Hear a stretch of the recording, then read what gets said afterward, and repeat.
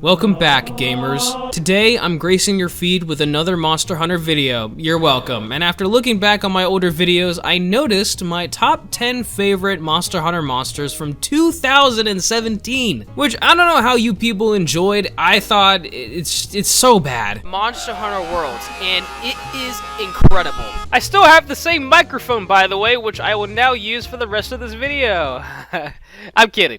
Anyways, 2 new games and 4 years later, this list is entirely different, and I wanted to update that list. In case you're new to the channel, if you don't know, I kinda like Monster Hunter and the series. It's one of my favorite franchises of all time, and the biological creativity for each monster is amazing. I really can't say that there's a monster that I really hate. So yeah, we're gonna do a top 10, and I've actually kinda wanted to do this for a while, so only the Narwha monsters, no variants or subspecies, just the regular versions of the monsters. So without further ado, be sure to subscribe for more epic gamer moments, because I don't only play Monster Hunter, I play like Dark Souls, and other things, but above all else, I hope you enjoy the video.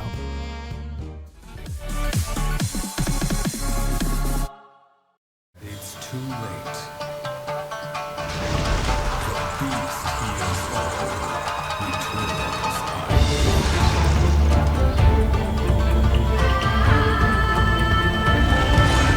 Returns Gaussherrag, baby! If you have a monster who can manipulate the ice on his arms in order to form weapons like a club or a blade, sign me up. I love how Gaussherrag mimics weapons in order to hunt and defend himself. It's a really neat idea, but sometimes his brute strength is enough to take down a couple of hunters. Seriously, even in low rank, this monster hits like a truck.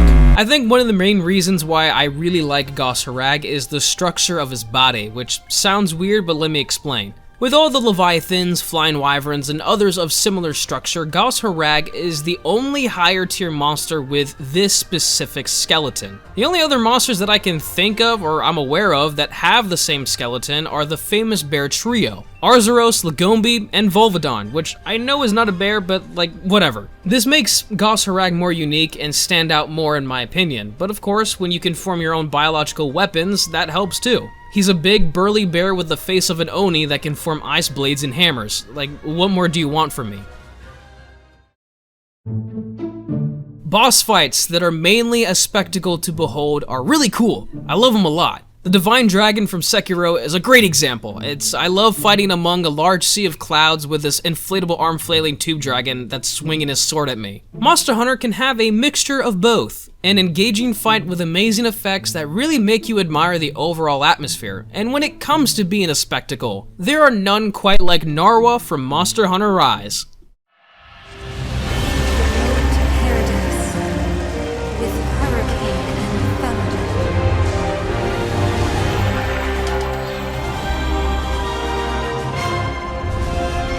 One thing that really sticks out to me about this monster is that she floats! Any monster from any game that can defy the laws of physics already has a thumbs up for me, like, that's awesome. But Narwha takes it a step further and levitates upside down for half of the fight. It's this idea of changing the norm for me, because pretty much every other monster in this game, it's either on the ground or can fly in believable ways. But Narwha and Ibushi, they just float there, upside down, and I love that. The only other monster that I can think of that floats is Amatsu, which, funny enough, was on my previous list. But I still can't get over how Narwha can float upside down. It's this neat presentation of the monster that you can appreciate from a different perspective. Quite literally. And what's really cool is that she has different attacks depending on if she's upside down or right side up, and let's actually talk about these attacks, because wow, they are awesome. Sonic the Hedgehog is going to be drooling over the amount of rings Narwha can summon. Watching the rings fly through the air is really awesome, and she can use them in multiple ways like an AoE or a projectile. There's also these floating platforms that harbor mounted machine guns and cannons so that you can knock her down from the sky. Like, I just love this fight because there's so much going on at once, and it's always a pleasure to admire up close. Now, I could do without the huge floating pregnant sack thing. I know it's a thunder sack, but like, it looks weird. I will let it slide though, okay? You get a pass from the Emperor of Boulders. I will allow it. I'm a big Dragon Ball Z fan. Enough said.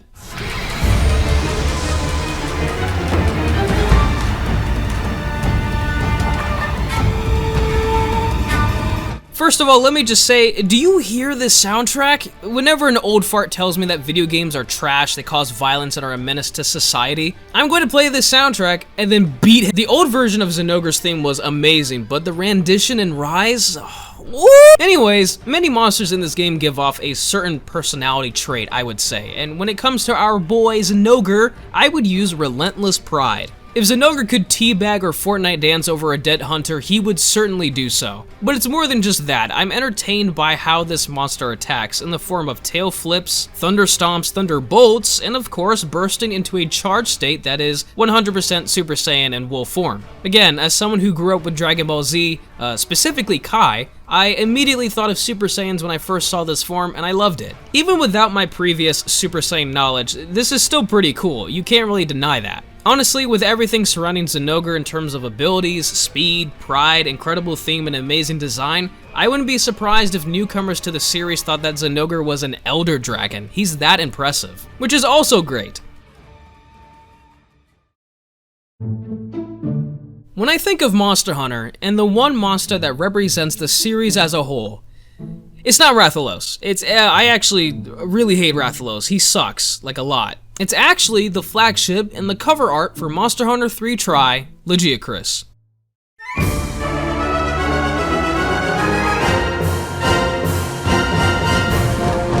This was the first monster I laid eyes on, and the rest is history. Not like it's a love story or anything, but Lugia is the monster I think of when I picture the franchise as a whole. And honestly, even if it wasn't, I would still prefer him over the original poster boy, because Rathalos, I don't even want to get into it. But Lugia is amazing, and I honestly enjoy everything about him. And this might come as a shock to most people, but I truly did enjoy the underwater combat. Hashtag 3rd gen drip from your boy Dig Dug Dak. Go subscribe to him, by the way. But yeah, the combat in 3 Tri and 3U, I didn't mind it. So fighting Lugia under the water wasn't really an issue for me. And even when he was stripped of those mechanics and was fought solely on land in Generations, he was still a great fight. What's really funny about this entry is that if there was a different monster on the cover art for Monster Hunter 3 Tri, which was my first Monster Hunter game, like let's say it was Giganox, okay? If Giganox was on the cover art for Monster Hunter 3 Tri, he would be the number 7 spot on this list. Even though I really like Lugia, he's mainly on this list because he was the first representation of the series for me, and I gotta give him his respect. But if you replace that with any other monster, they would be here instead of him. That's just kinda how it works, but hey, I'm glad it was Lugia. Although I'm very glad it wasn't like Kezu or Gypsaros, that would have been very difficult to include on this list.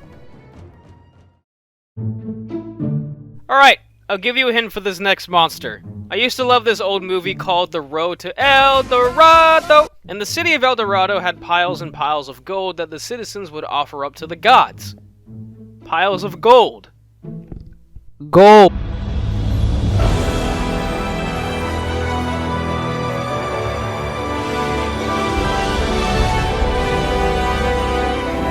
Kulve Taroth is such a neat monster. I like it when monsters or bosses in other games have multiple phases. It keeps the fight fresh, you know? First phase is the slowest chase in video game history, but okay, we'll let that slide, I don't mind it. Second phase becomes more of, well, Monster Hunter, you're fighting Kulve Taroth. Third phase is most of the same, except near the end, she sheds her golden armor and becomes much more nimble. And the final phase is something completely different, and it's great, because Kulve Taroth becomes just a different monster, honestly. I especially enjoy the different attacks she now has that involves her horns, like ramming the ground and rushing you. It's a lot of fun. Also, let's not forget that this is a huge dragon with goat horns covered in gold. And you wonder why I think Monster Hunter has the best creature designs. However, probably the most satisfying thing ever in this entire franchise is breaking her horns. The arc-tempered version allows you to kill her completely, so breaking the horns is more prominent. You can actually see it better. And I can't express the amount of satisfaction I get when those horns come flying off. I mean, look at this right here. I did this all by myself. I bursted my whole load onto her face and her horns broke. She's also very different from other monsters, considering she's more of a siege-like hunt, where a lobby of 16 people or less, usually less, can earn points by breaking parts off, reaching the next area, and of course, successfully killing her. The more points you earn, the more rewards you acquire at the end of the siege, as well as higher tier weapons that you could only obtain from the Kulve Taroth siege. This made her a priority whenever she would show up, and I just adored every second of it. It was really fun to go through these sieges with friends and random players that I will personally go back to at some point. Let's revert the clocks all the way back to 2011, and since we're doing that... Old microphone. When Monster Hunter 3 Ultimate was released, there was an issue with this game in the form of balanced weapons. There was a specific monster whose weapons were overpowered, and you could use them against any monster in the game, including against the monster who would give you these weapons. And you could speedrun pretty much every single hunt to an extent. It makes sense because he was the flagship, but man was Bracydos showered with love in 3 Ultimate.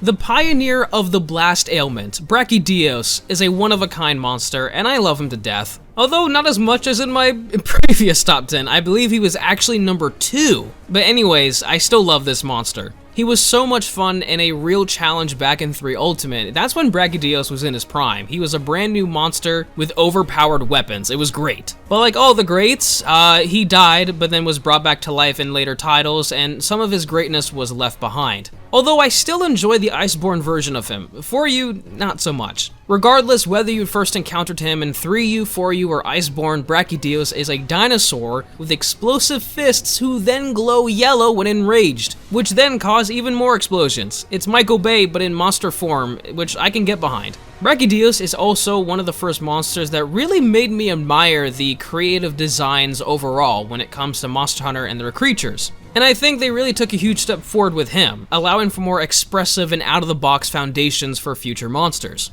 Also, it really helps that Bracydos has a freaking awesome theme that makes you feel pumped and ready to rumble. It's a fast-paced fight with an amazing soundtrack to match, with a reputation that carries itself above many other monsters in terms of design and overall appeal.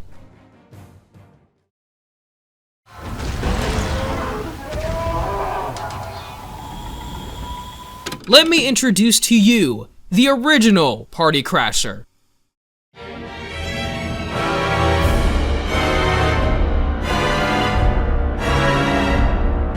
For those who are juveniles, young hunters within the series, Deviljho in the older games was the most feared monster in high rank. A simple gathering quest could potentially lead to a mistake and 3 carts. It doesn't matter what you were hunting or doing, Deviljho will find a way to ruin your hunt. He was the main reason why I always kept dung bombs around, and I'm sure many other hunters as well. Deviljho was a legendary threat from 3rd gen, and the challenge that he would always bring would never disappoint. He was like that secondary villain who would show up unexpectedly, and you would have to run because you were too weak to fight him. Like Azula from last Avatar, what? However, once you have mastered all the other monsters, Deviljho doesn't seem as bad, so you can take him on then, and again, he's a lot of fun. In the older games, Deviljho had this aura or looming threat over every single quest because 95% of the time, it was him who would crash the party. In the newer games like Rise or Iceborne, many other monsters can interfere, but in 3 Ultimate, it was mostly just him. I really liked Deviljho in the older games. He was on my previous list as well. But in the newer games like in Monster Hunter World, this beefy dino got a massive upgrade. Not only is he still a major threat, but now with all these neat turf wars, Deviljho can now literally pick up smaller monsters and ragdoll them around for attacks. Like, forget sonic rings, forget regenerative spikes, or any other ability that a monster has. When you have a monster that uses other monsters for attacks, I think that is the coolest thing ever. I love how Deviljho's brute force just manhandles any small monster and can actually almost kill them. This portrayal of Deviljho's aggressive nature is just brilliant and will be one of my favorite characteristics of a monster. You know, deep-sea creatures are pretty freaking awesome. Even as someone who has thalassophobia, aka your boy, I can still appreciate these creatures. So what happens when you combine these deep-sea creatures with a dragon? Well, you get Namio.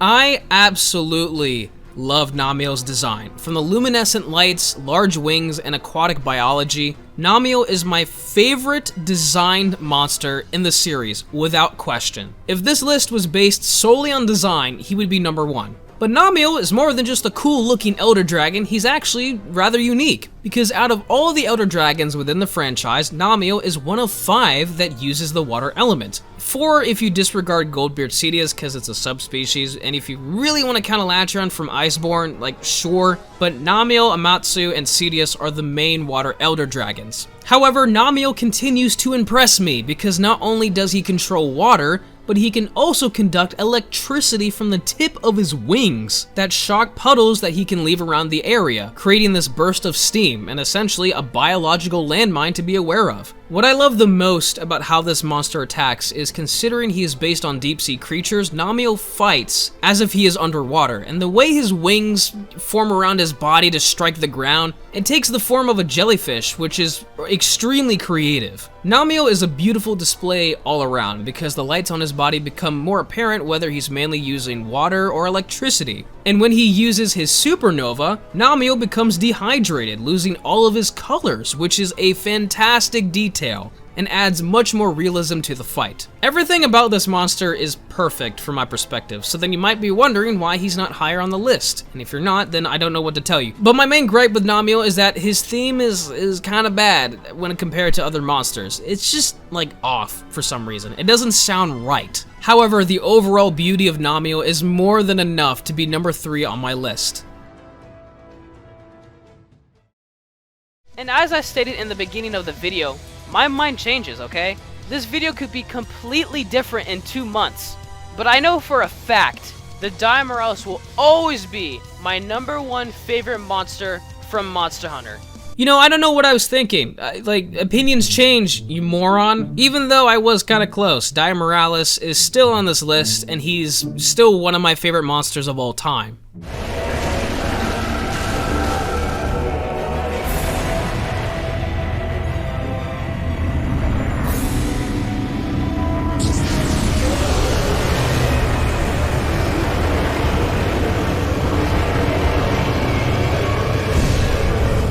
I love the more dark and cruel things in video games, and Monster Hunter has an Elder Dragon that is literally a walking volcano with mortar wings that can cause meteor showers, not to mention that DiMoralis can drop nukes.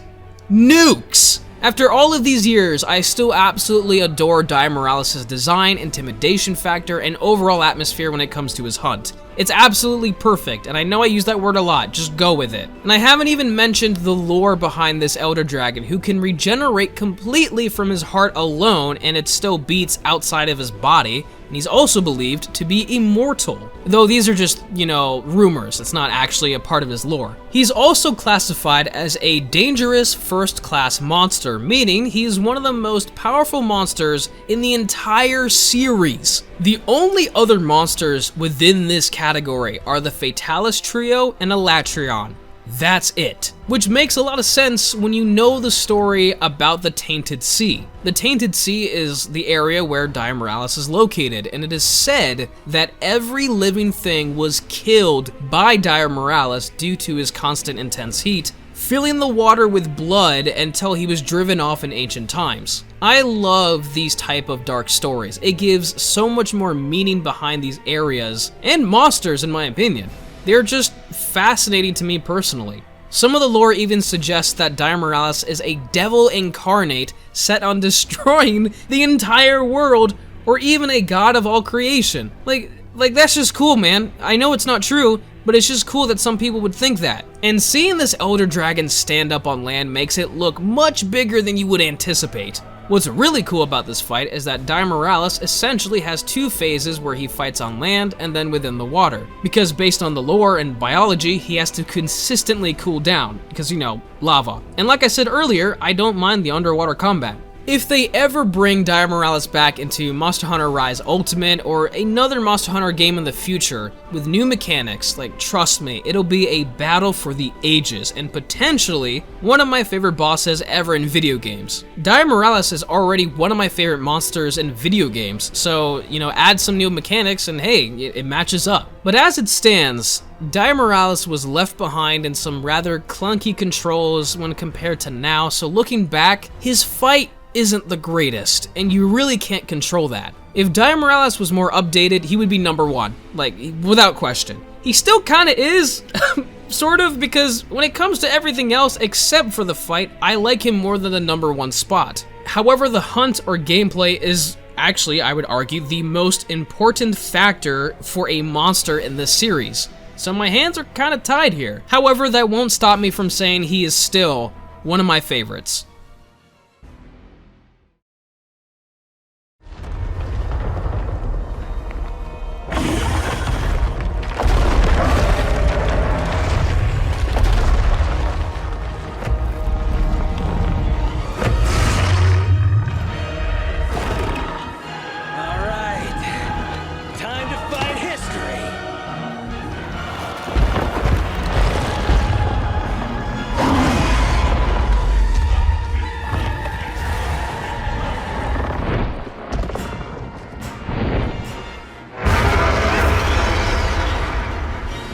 Fatalis in the older games, it was alright, okay? The fight wasn't anything special, and I thought the design was good, but I knew there were better. When he was revealed to be an Iceborn, I had high hopes because they had Elatrion, and we were, I cannot pronounce that word. Let me tell you that Fatalis was done flawlessly in Iceborn. Before him and Elatrion, this game was kind of a bit too easy, Iceborn was.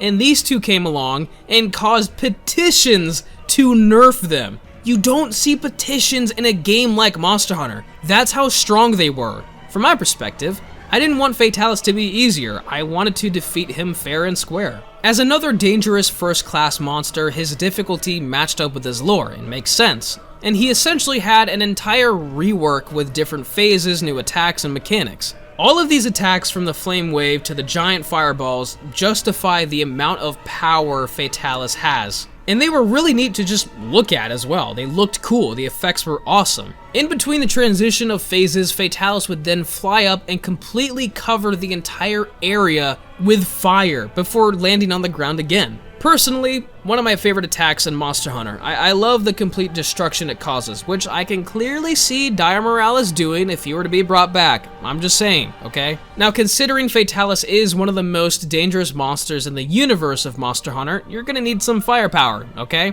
Your choices are the cannons, ballistas, a one-shot binder, and one of my personal favorites, a mounted machine gun that can rotate around the arena to avoid attacks while still shooting at him. It's freaking awesome. And let's not forget about the Dragonator, which is a huge metal spear that drills into, the monster. With all of these new toys to be used during the hunt, and with Fatalis having a lot more complexity than in older games, this hunt is a blast to do over and over again. Teamwork is so essential to this hunt, and seeing everyone work together to take down history is a lot of fun. And when you finally do defeat Fatalis, it is such a thrill. And let's not forget that a successful Dragonator hit begins one of the best soundtracks in Monster Hunter. Proof of a Hero is an audible steroid, and when it starts playing, nothing can stop you. It completely shifts the tone of the fight, making you the threat and Fatalis the prey. It is a great representation of the series as a whole, and what makes this even better is that Fatalis has the original track.